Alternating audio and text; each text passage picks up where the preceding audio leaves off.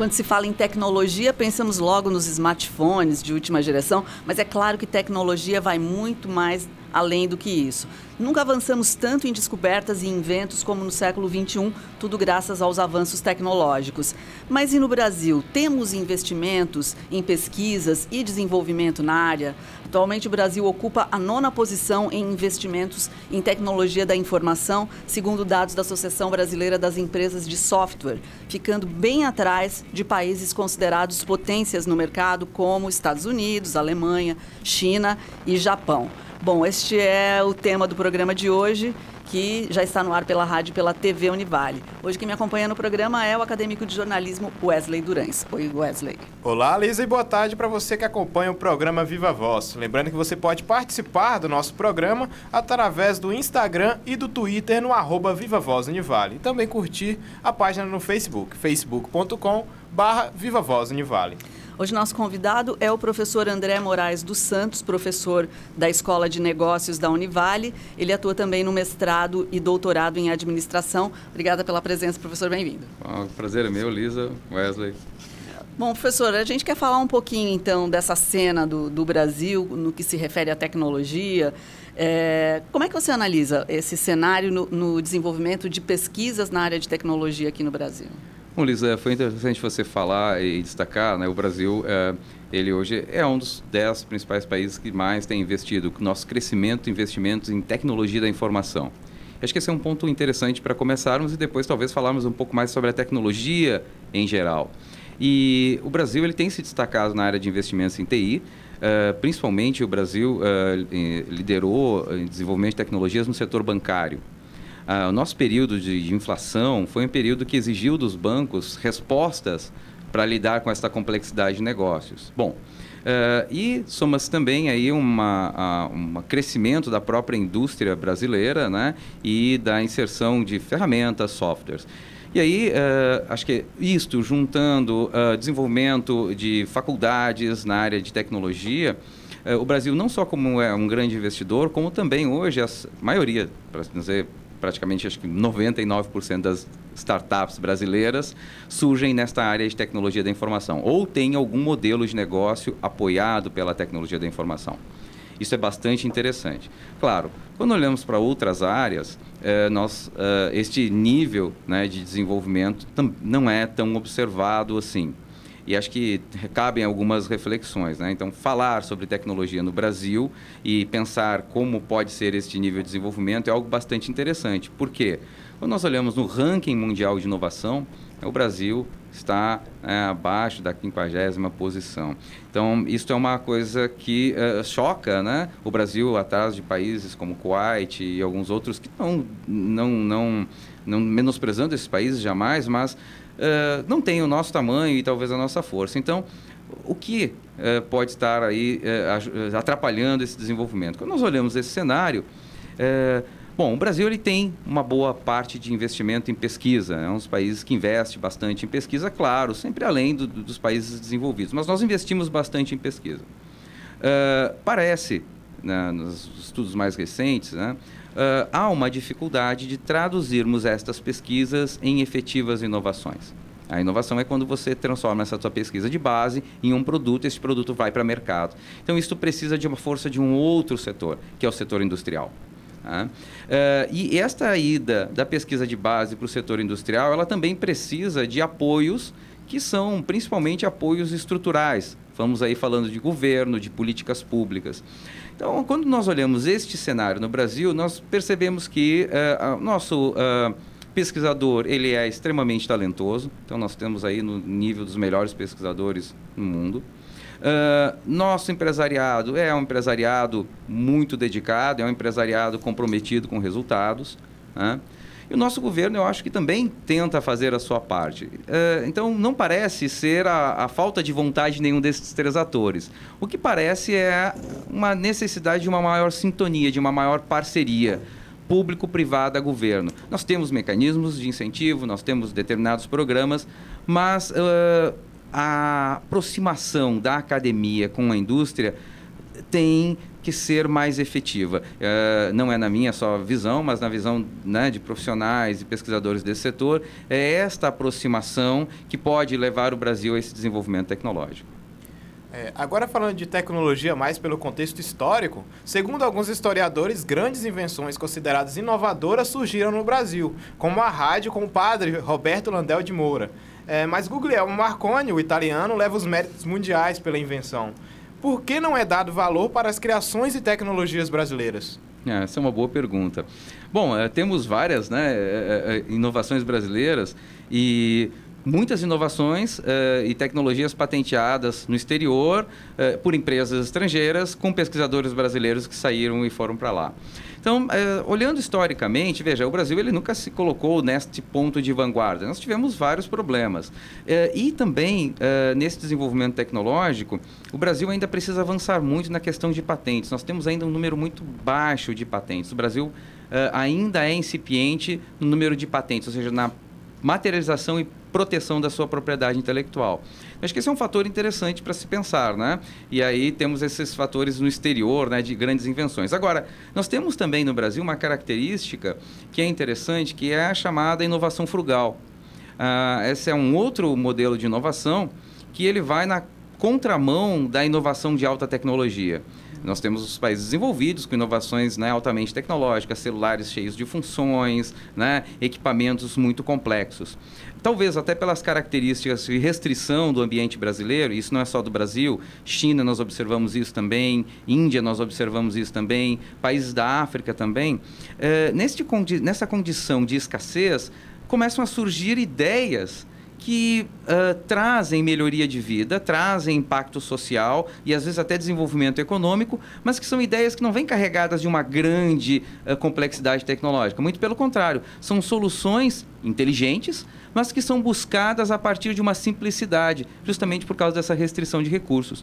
Um exemplo muito famoso brasileiro que ganhou o mundo é a chamada lâmpada de Moser, que inclusive ele é uma curiosidade, né? Ele foi tio de uma ex-aluna minha, eu vim saber isso na sala de aula. Se pesquisarem um pouquinho no Google, lâmpada de Moser, as pessoas vão descobrir que é uma invenção muito simples. Na verdade, trata-se de uma garrafa PET, Coca-Cola, com água. Você faz um furo no telhado, numa área onde você não tem a iluminação direta e coloca parte dessa garrafa para fora e aí, pela reflexão da luz solar, você consegue aí uma iluminação semelhante a uma lâmpada de 60 watts.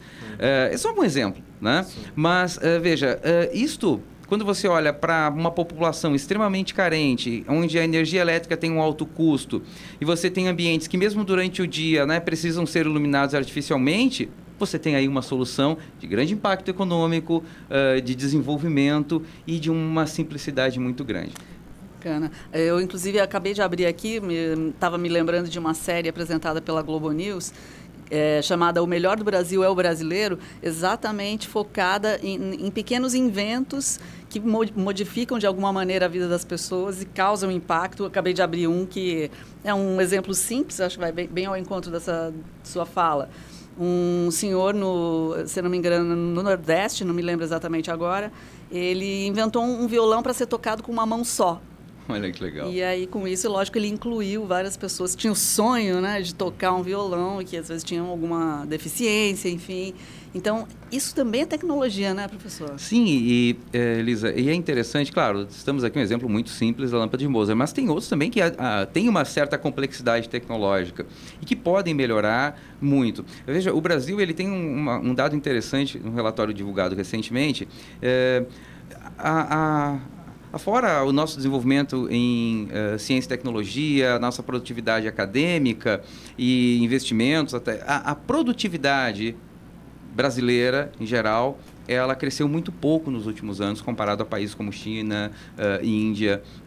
Então, este aumento de produtividade, ele pode vir já utilizando-se tecnologias existentes.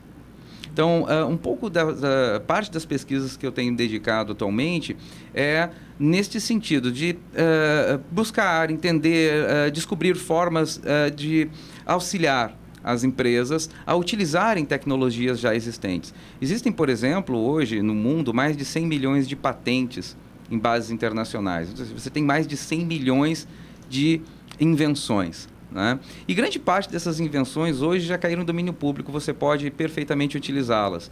Então, estima-se que um grande potencial de crescimento e desenvolvimento, ainda que interno para empresas e até mesmo para a sociedade, possa vir da utilização desses conhecimentos que já estão lá.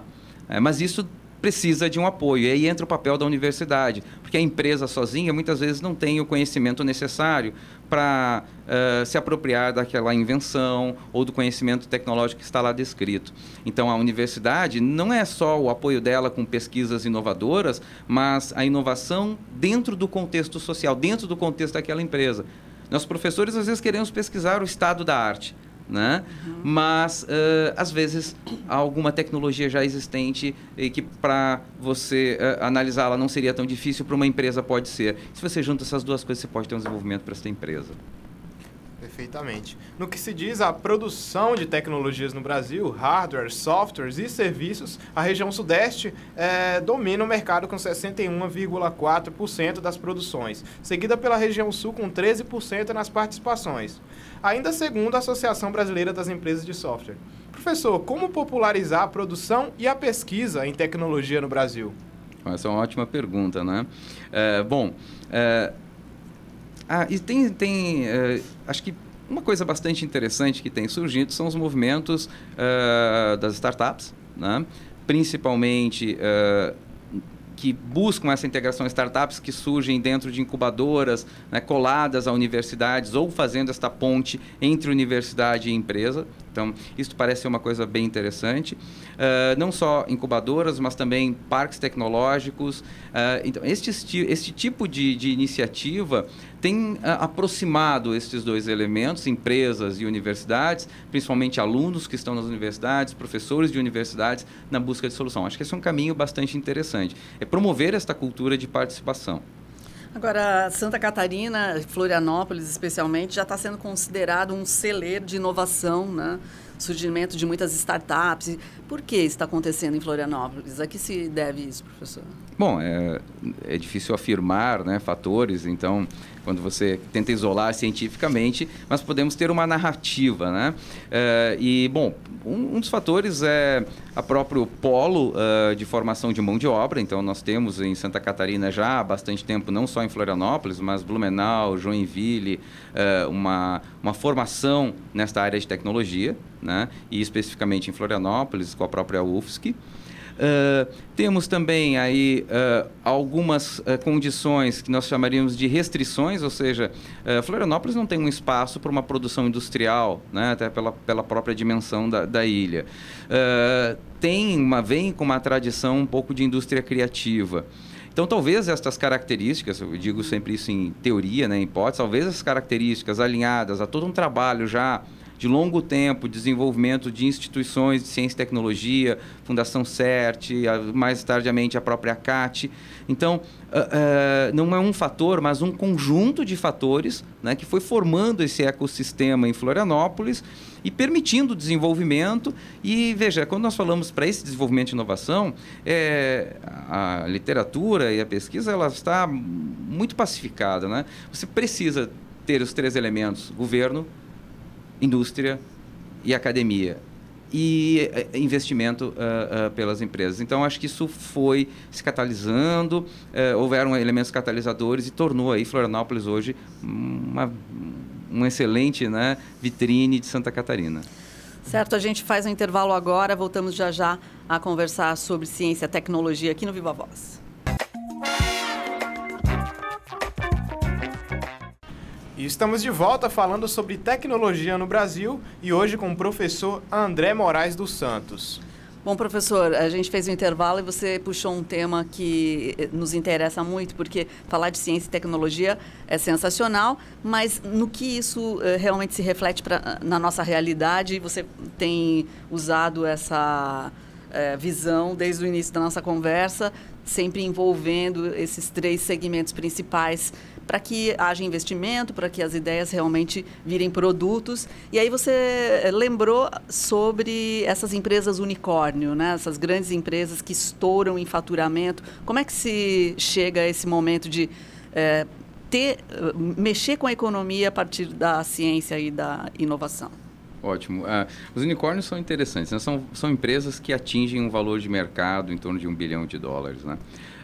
Bom, tem algumas características interessantes sobre os unicórnios, né? Muitas delas têm um valor de mercado muito grande, mas ainda não tiveram faturamento ou saldo, né? Lucro nos seus negócios.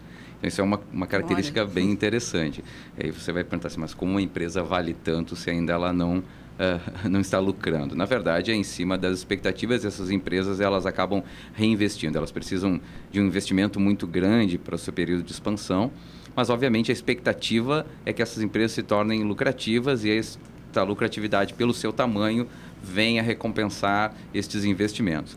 Tem alguns exemplos para a gente? Temos aqui no Brasil, temos o Nubank, que foi uma empresa, né, que está adquirindo esse valor, e tem várias outras empresas que também estão sendo cotadas.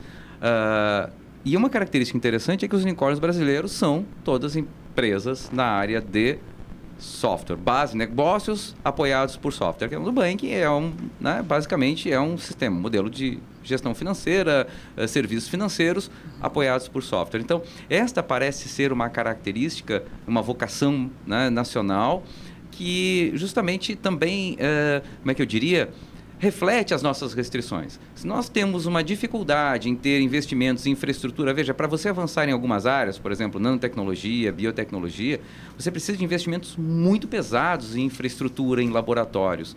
Já empresas que surgem modelos de software, elas podem começar muito pequenas e crescer rapidamente dentro deste ambiente de restrição. Então, isso parece ser interessante. Quando você olha para a China, por exemplo, você tem empresas como a Xiaomi, ou Xiaomi, depende de como alguns pronunciam, fabricantes de celulares, e hoje ela tem até fazendo parcerias com carros com a marca dela. É uma empresa de tecnologia, não software. Então, você tem em outros países envolvidos essas questões. Mas no Brasil, esta parte de novos negócios apoiados por software tem sido muito forte. Eu acho que é uma boa vertente para se explorar aqui no Brasil para o nosso desenvolvimento. Entendido. Das 5.138 empresas que atuam no desenvolvimento e produção de softwares no Brasil, cerca de 95,5% podem ser classificados como micro e pequenas empresas, com até 99 funcionários, né, que é a definição. Professor, explica para nós um pouquinho sobre isso. Por que há tanta procura em abrir negócios relacionados à produção de tecnologia? Bom, você falou duas coisas, né? Há uma grande procura. Isso é interessante porque, veja, você começar um negócio na área de tecnologia, comparado a alguns outros negócios, você tem uma baixa barreira de entrada, de investimento. Você vai começar um novo aplicativo para pedir comida, um novo iFood. Você vai precisar de um computador, colocar um site, hoje com recursos em nuvem, ou seja, com baixíssimo investimento inicial, você consegue prototipar a sua ideia e lançar essa ideia no mercado. Já se você for, por exemplo, montar uma indústria, você vai ter que investir pesado em máquinas, e isso acaba criando uma dificuldade maior. Então, por isso que você vê um grande número de empresas, startups acabam surgindo, é um dos fatores, né? Não o único, acabam surgindo nesta área. Agora, um paradoxo é que o Brasil é um dos piores países para se começar um novo negócio. Né? Então, isso é uma dificuldade. Então, se nós estamos falando em desenvolver tecnologia no Brasil, dentro das nossas restrições, todos já devem estar, né, as notícias, quer dizer, os orçamentos para investimentos em ciência e tecnologia do próximo ano estão sendo cortados. Estamos num ambiente de restrição, temos que lidar com isso. O que nós podemos fazer? Uma das coisas são essas reformas, né, no processo de agilização, de montagem de um negócio, de criação e até mesmo fechamento de uma empresa. No Brasil é muito difícil você fechar uma empresa. Então, isto também é uma força que pode ser dada ao desenvolvimento de novas tecnologias. Professor André, gostaria que você comentasse com a gente a sua experiência nesse intercâmbio que você fez na China. Quais foram as suas visões por lá? O que vocês descobriram de interessante? Poxa, bem interessante, Lisa. Bom, como eu tenho trabalhado nessa área de pesquisa em patentes e inovação frugal, no final do ano passado nós participamos de um intercâmbio. Ficamos 15 dias visitando algumas das principais universidades e parques tecnológicos na China e tivemos a oportunidade de trocar experiências com outros professores, pesquisadores e até mesmo diretores destes parques. E aí, tentando fazer uma comparação, né, Brasil e China nesse cenário de inovação, é bastante interessante. A China ela tem um planejamento né? Muito mais forte, muito mais, obviamente, apoiado pelo Estado que o Brasil. Então, isso nos chamou a atenção. Ela planeja muito bem quais são as rotas tecnológicas que ela pretende alcançar e como chegar neste fator. Então, estamos falando de realidades bem diferentes. Mas um fator que, de novo, chamando para essa área de software, me chamou a atenção, numa das apresentações, estávamos falando sobre problemas em inovação, e os problemas lá na China não são diferentes do nosso, né? Então, em alguns parques tecnológicos, o problema era também financiamento, conseguir financiamento para desenvolver equipamentos, né, para montagem de tecnologias, desenvolvimento e inovação na área tecnológica, mais de hardware. Bom, mas aí havia um parque que, na lista de problemas deste parque, na apresentação, não era este o principal problema, era busca de talentos, mão de obra. E, olha, interessante, né?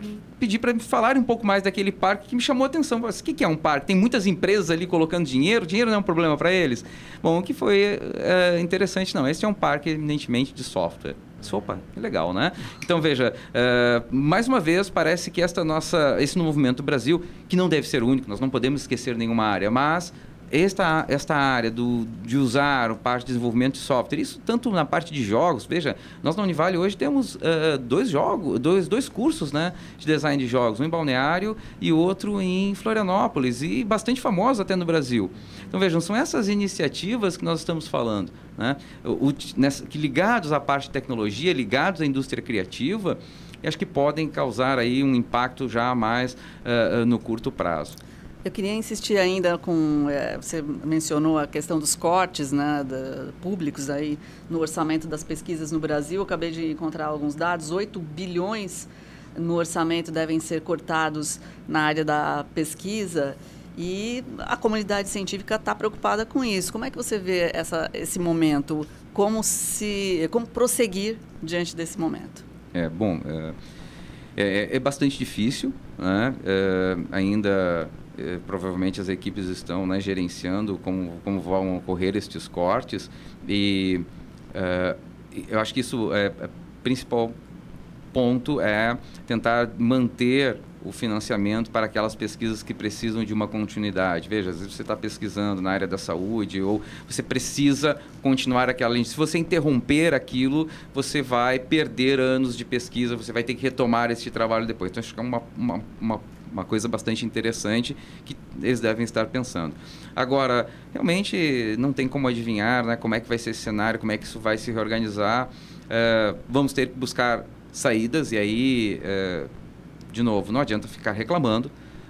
Uma das, talvez, saídas, que já isso vem sido bastante discutido, é a aproximação com as empresas. Então, veja, e acho que isso vai ao encontro de termos pesquisas mais aplicadas às necessidades da sociedade. Não que as pesquisas de base não sejam, pelo contrário, a inovação de longo prazo, ela se dá a partir da pesquisa de base. Mas precisamos também aproximar as nossas pesquisas das soluções que estão sendo demandadas pela comunidade e pelas empresas. E talvez aí, neste ambiente de escassez de recursos públicos, né, venha alguma alternativa de busca desses recursos e aporte desses recursos com empresas. O senhor falou ali sobre investimento na área da tecnologia para ajudar a saúde. Anteriormente, antes da entrevista, a gente conversou um pouco sobre nanotecnologia. A nanotecnologia tem ganhado destaque na mídia ultimamente, principalmente pelo seu uso na medicina. Por serem materiais extremamente pequenos, tem salvado muitas vidas em cirurgias e procedimentos médicos. A nanotecnologia já é acessível, professor? Olha, depende da escala. Por exemplo, quando você fala, eu não sou especialista em nano, né? Mas talvez você já tenha alguma tecnologia, alguma roupa com uma nanotecnologia, talvez o nosso aparelho de ar-condicionado aqui já esteja usando um filtro com nanopartículas, então ela já está no dia a dia, mas as pesquisas mais aprofundadas com nanotecnologia ainda estão dentro dos laboratórios sendo transbordadas para a indústria. O Brasil tem bastante pesquisa, mas produtos de inovação na área de nano ainda não somos muito fortes, não. Professor André, nós estamos numa universidade, então nos interessa muito falar sobre formação profissional, né? E já que o tema aqui é ciência e tecnologia, quais seriam as suas dicas em termos de carreiras interessantes para o profissional que está procurando formação hoje? Olha, independente da área que ele busque, eu acho que, veja, o Brasil ele tem uma formação ainda pequena na área científica, né? Então, nós temos muitos alunos nas universidades, nos cursos de ciências sociais aplicadas, humanas, mas ainda é uma fatia pequena perto da demanda na área de tecnologia.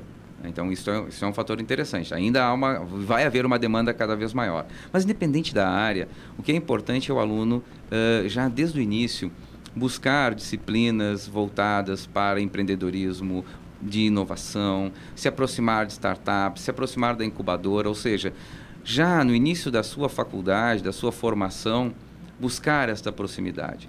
E também estar atento que a faculdade em si, sem nenhum propósito, ela vai ter um valor. Se você faz a faculdade, a sua universidade, com um propósito ligado a uma orientação para o mercado, você vai ter algo totalmente diferente. Isso nem sempre é um papel só da universidade, isso também tem que partir do aluno.